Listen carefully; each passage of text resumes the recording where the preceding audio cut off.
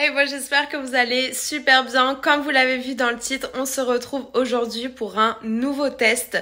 Donc direction Motoplex Cergy 95 pour aller chercher cette petite bombe et la tester comme il se doit. C'est parti. Et en attendant, si tu aimes mes vidéos, n'hésite pas à t'abonner, mettre un petit like et activer la cloche pour être toujours le premier à voir les nouveautés.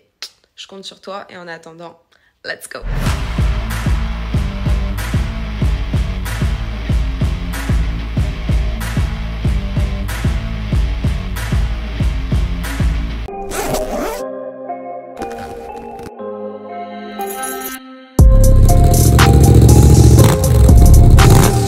Bon là pour la ville je l'ai laissé en touring.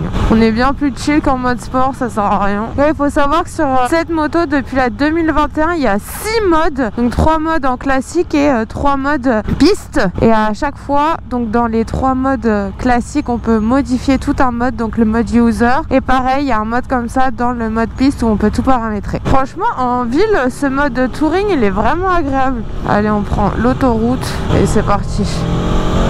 Shifter. Dès qu'on dépasse les 5000 tours, déjà les valves s'ouvrent. Bon là on a une route qui est pas ouf, il a plu. Ce qui est trop bien c'est qu'on a des feux, on a 3 bandes de LED dessus qui sont adaptatifs. Et aussi quand tu prends les courbes, et ben elle te suit dans les courbes. Je vais mettre en mode sport quand même. Voilà. Oh putain il y a du vent. Oh ça part direct.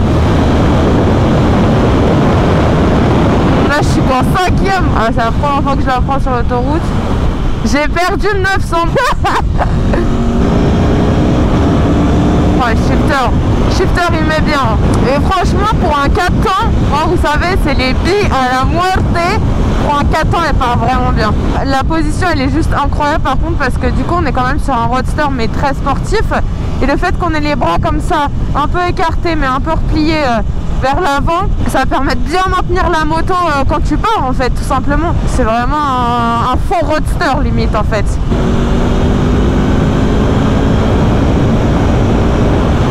Elle est vraiment agréable et en plus dès qu'on serre un petit peu les jambes sur la moto on peut super bien la maintenir. Déjà de base on est collé au réservoir hein. La selle elle est assez grande mais tu restes collé bien au réservoir tout le temps. Et dès qu'on part on peut bien s'agripper, bien se tenir. On va essayer de se mettre le petit régulateur de vitesse. Pour mettre le régulateur on va le bloquer. Tac. Là normalement c'est bon. Et pour l'enclencher je crois que c'est... Là on se met à la vitesse qu'on veut. Et on le renclenche. Hop. Et là la moto elle roule toute seule les gars. Je vais à ma main droite, elle roule toute seule. Puis on peut même augmenter si on appuie sur le bouton.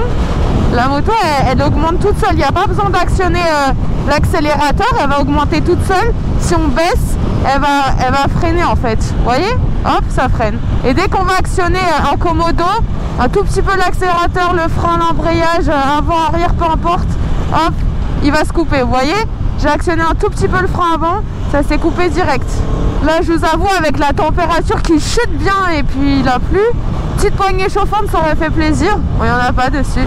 Par contre on a le shifter up and down, ça on ne le présente plus. C'est hyper confortable parce qu'on n'a pas entre guillemets les points négatifs d'une sportive où directement on a mal au dos, mal au poignet, ça tire. Voilà, on est vraiment obligé tout le temps d'accélérer sinon on le sent. Là du coup vu qu'on est un petit peu plus haut, on a une meilleure appréhension de la route, on peut mieux gérer la moto et puis on a moins mal au poignet, moins mal au dos et tout ça. Ça c'est bien même si au bout d'un moment on est quand même vers l'avant, donc je pense qu'on le sentirait un petit peu. Par contre comparé à une sportive, gros point négatif c'est qu'on se prend tout le vent. Moi là je suis sur la Tuono V4 Factory. Il y a évidemment aussi la Tuono on va dire standard classique qui elle va être beaucoup plus confortable. Il y a plein de petites choses qui vont changer, notamment la bulle haute. Va y avoir aussi le siège passager qui va être beaucoup plus confortable. On va avoir une position qui est un tout petit peu différente. Les cale-pieds notamment pour le passager ils vont être plus bas aussi. Donc c'est plein de petites choses qui vont en faire une moto on va dire plus polyvalente, plus pour la route, alors que celle-ci c'est une bombe sur piste quoi. C'est une moto qui est aux normes Euro 5, donc voilà les dernières normes. Elle a été modifiée en 2021, c'est là où il y a eu vraiment toutes les principales modifications. Moi là je suis sur une 2022. C'est vraiment la toute dernière. Ah par contre j'ai un voyant qui s'allume là. On va aller s'arrêter voir c'est quoi ça. On est en pleine autoroute. Bon, qu'est-ce qu'elle a Micheline? Normalement c'est rien, c'est un petit dérèglement. Au final c'est un peu ce que je pensais. Il y avait juste une mise à jour à faire de la carte au moteur. Donc voilà pourquoi il y avait le petit voyant moteur qui était allumé.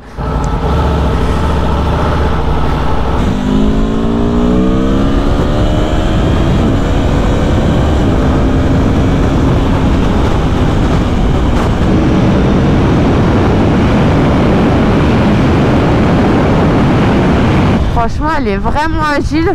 Elle a de la patate à la muerte.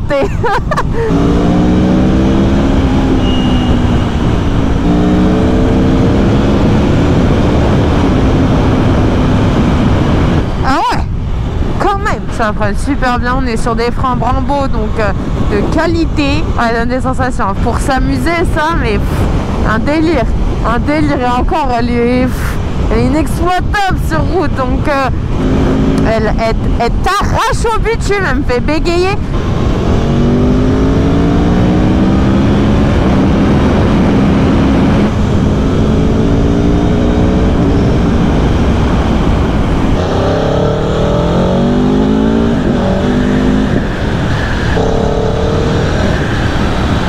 Par contre le point neutre, petit défaut, pas toujours facile à passer. Là il faut qu'on arrive à mettre le mode sport, attendez. Hop, sport.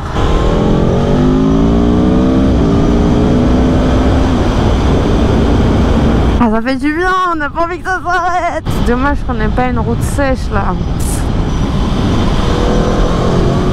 Oh, vous avez entendu ce petit son là?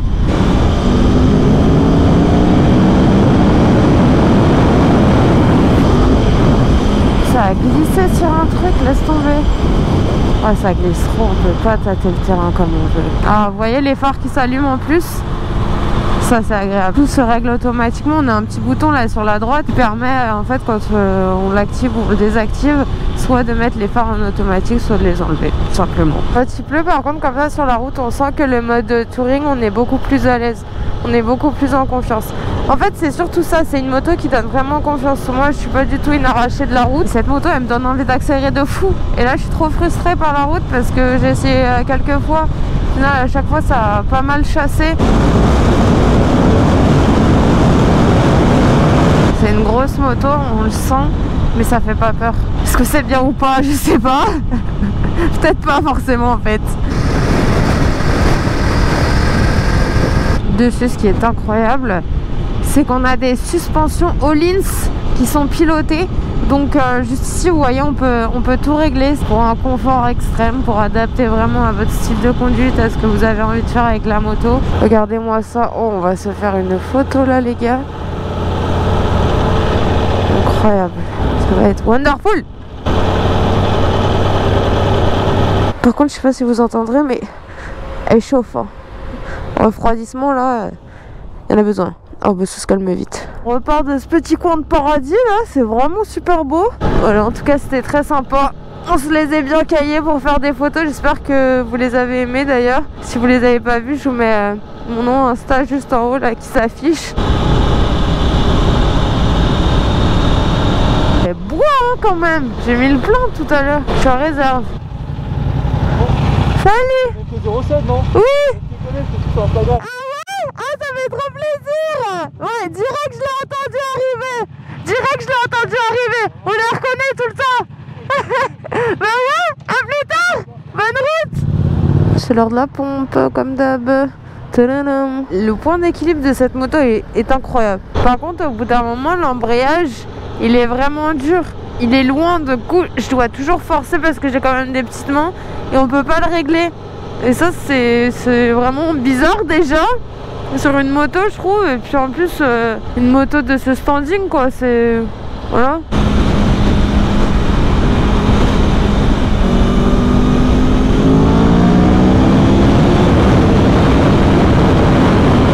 Oh aïe aïe aïe.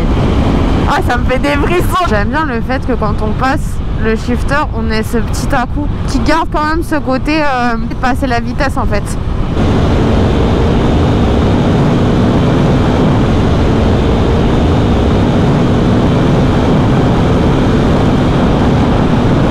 Et c'est parti pour aller filmer les détails de cette bête.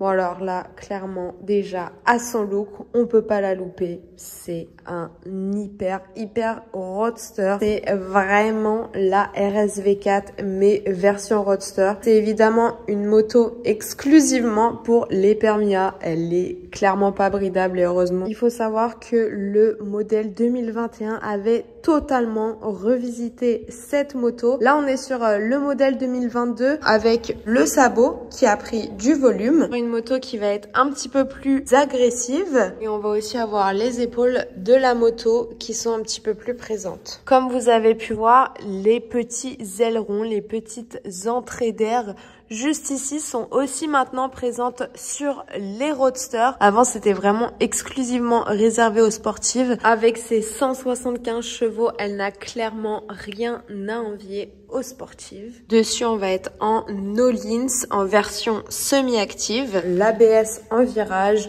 l'anti-wheeling, l'anti-stoppie ultra complète. Cette moto est clairement un monstre avec ses 1100 cm3. Son prix débute à 16 990 €. Je pense que vous l'avez reconnu, c'est quasiment la sœur jumelle de la sportive RSV4. Voilà, c'est sa version roadster. Et franchement, pour l'avoir testé la RSV4, je vous ferai une vidéo dessus si vous le voulez. C'est clairement la même chose, mais en beaucoup plus confortable. L'autre va être vraiment typée pour la piste, mais sur route, ça va être un enfer pour moi. Alors que celle-ci, elle passe partout, et ça reste un monstre tout autant. Oui, on aura moins de protection de vent, notamment pour la piste, avec une position roadster, mais clairement, il n'y a pas photo. Celle-ci est 1000 fois plus polyvalente. Bon, comme vous avez pu le voir, on est sur la version Tuono V4 Factory, donc clairement la version la plus énervée de la Tuono V4. Mais il existe aussi la version standard qui va être bien plus confortable. À savoir tout de même que là, on est sur la version capot de selle. J'ai pas pris la selle passager parce que j'en avais pas besoin. Et clairement, pour moi, la Factory, c'est une moto d'égoïste. Au niveau des commodos et de l'écran de cette moto, vous allez le voir, ça ressemble à la RS660 que j'avais pu tester. Donc, je vous mets la vidéo juste en haut dans le petit i.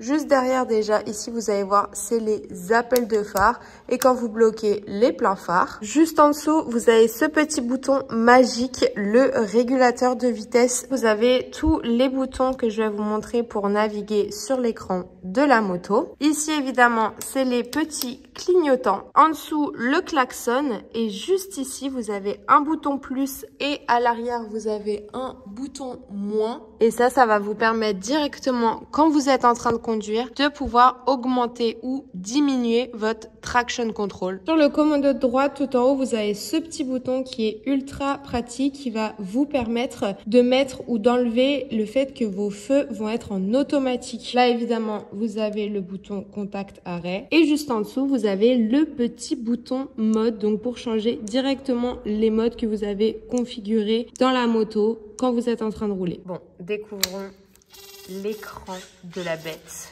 Et voici l'écran d'accueil de la Tuono V4 Factory. Donc juste en haut à gauche, vous allez retrouver la température de la moto. Là, ça va être votre mode. Je vais vous les expliquer juste après. Ici, votre niveau d'essence. Là, ça va être vos tours par minute. Là, votre vitesse. Ici, votre rapport engagé, l'heure. On a aussi toutes ces petites connectivités. Si je clique à droite, voilà, on a quelques informations. Autre petit logo super intéressant, celui de la béquille, comme quoi elle est enclenchée. Donc ce qui est génial, c'est qu'on va pouvoir changer les modes même en roulant. Pour ça, on a ce petit bouton sur le commodo de droite. Et quand on clique dessus, vous allez le voir, ça change les modes. Voilà, donc là, on a les 3 modes route. Et si on veut se paramétrer, on a le mode user. Donc si je veux voir ce que contient chaque mode ou modifier mon mode user, pareil, je vais cette fois-ci pas cliquer une fois, mais laisser mon doigt appuyé. Et vous voyez, on a l'interface de tous les modes qui s'ouvrent. Donc pour le mode user, vous voyez, on peut tout paramétrer. Le mode touring et le mode sport vont eux être déjà paramétrés et on ne peut pas les modifier. Si cette fois-ci, je vais entrer dans les paramètres de la moto, je vais laisser mon doigt appuyé sur la flèche de droite et vous voyez, mon écran change et on rentre dans le menu. C'est notamment là que l'on va pouvoir avoir accès au mode race, donc au mode piste. Si on valide, hop, sur véhicule, vous voyez que là, on est en mode road. Et là, si je revalide vers la droite, on va passer en mode race avec toutes les informations sur ce mode. Là, vous voyez, ça y est, on est sur une interface piste. Pour la piste, c'est comme pour la route, il y a 3 modes. Donc là, on est en track 1 et je vais pouvoir les changer avec le bouton à droite. Donc c'est vraiment exactement pareil. Vous allez voir, hop, je passe en track 2. Ça me dit en même temps ce que ça change. Et je peux passer aussi en race. Après, tout le reste du menu va être exactement identique que l'on ait mis le mode route ou le mode piste. Et là, on aura donc en moins les chronomètres, mais on a toujours Aprilia Suspension Control. Les suspensions de la Aprilia sont totalement pilotées électroniquement. Donc, on va pouvoir modifier depuis l'écran de la moto, vous voyez. Bon, on est d'accord, on est sur un pot homologué, donc c'est clairement pas ce qui chante le mieux. Mais on va quand même écouter le bruit de cette petite bombe. Il y a quand même pire, hein. C'est pas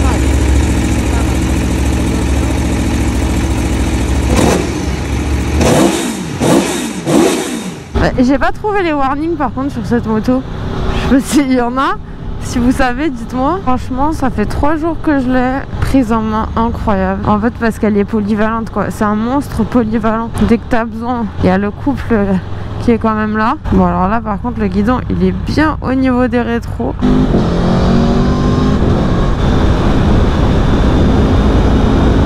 Avec la demi-ligne à Accra, elle doit être démoniaque.